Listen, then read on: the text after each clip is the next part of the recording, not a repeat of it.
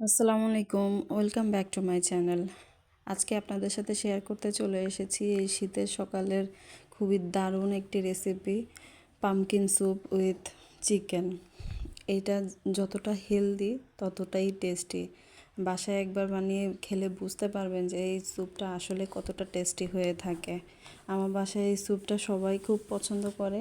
এটার থিকনেসটা একটু বেশি হয়, কিন্তু এই শীতের সকালে পামকিন স্যুপটা খেতে খুবই দারুণ লাগে।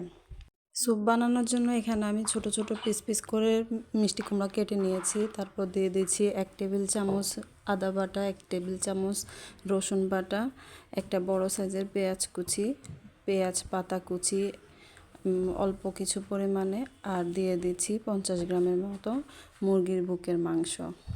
তারপর দিয়ে দিচ্ছি ধনিয়া গুঁড়া, জিরার গুঁড়া, আর সয়া সস। দিয়ে দিচ্ছি পরিমাণ মতো লবণ আর 2 টেবিল চামচ পরিমাণে ঘি। তারপর চুলার ফ্লেমটা মিডিয়াম টু লো রেখে এই মশলাগুলোকে সবগুলো একসাথে মিক্স করে নেব, আর খুবই অল্প আছে এটাকে কুক করতে থাকবো।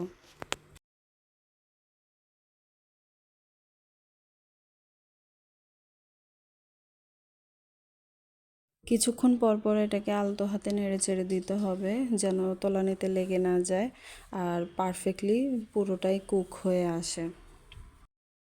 এখানে পামকিনটা পুরোটাই কুক হয়ে এসেছে। এ পর্যায়ে দিয়ে দিচ্ছি 1 কাপ পরিমাণ দুধ। দুধ দিয়ে অল্প একটু হলুদ গুঁড়া দিয়েছি, কালারটা যেন একটু সুন্দর আসে। যদি মিষ্টি কুমড়াটা পাকা হতো তাহলে হলুদ দেওয়ার প্রয়োজন হতো না, কাঁচা মিষ্টি কুমড়া, তার জন্য আমি এখানে হলুদ দিয়েছি।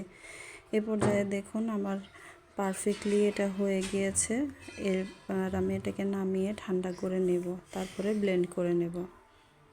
ব্লেন্ড করার পরে দেখতে পাবেন যে এরকম একটা ঘন পেস্টের মতো হয়ে গিয়েছে। এবার এটাকে চিলি ফ্লেক্স এবং ঘি দিয়ে আমরা সটে করে নেব। এখানে 2 টেবিল চামচ পরিমাণ ঘি নিয়েছি, তার মধ্যে দিয়ে দিচ্ছি চিলি ফ্লেক্স 1/2 টেবিল চামচ, আর 2-3টা গোটা মরিচ, শুকনো মরিচ, আর দিয়ে দিব 1 টেবিল চামচ পরিমাণ চিনি, হালকা একটু মিষ্টির জন্য দিয়ে তারপরে এটাকে আমি একটু ভাজা ভাজা করে নেওয়ার পরে এর মধ্যে পামকিনের ঘন পেস্টটা দিয়ে দেব।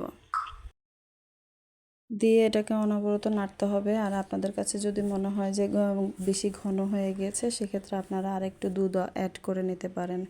এরপরে ভালোভাবে বলক চলে আসলে এর মধ্যে কিছু ধনিয়া পাতা কুচি ছড়িয়ে নামিয়ে নেব।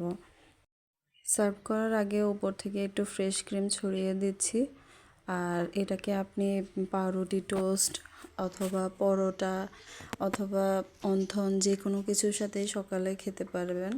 আপনার যেটা পছন্দ সেটার সাথেই খেতে পারবেন। আর এই স্যুপটা গরম গরম খেতে এতটাই দারুণ হয়ে থাকে, আপনি বাসায় একবার ট্রাই করলে বুঝতে পারবেন যে আসলে এটা কতটা হেলদি অ্যান্ড টেস্টি একটা স্যুপ। বাসায় অবশ্যই ট্রাই করবেন। আমাকে অবশ্যই কমেন্টস করে জানাবেন যে আপনাদের কেমন লেগেছে।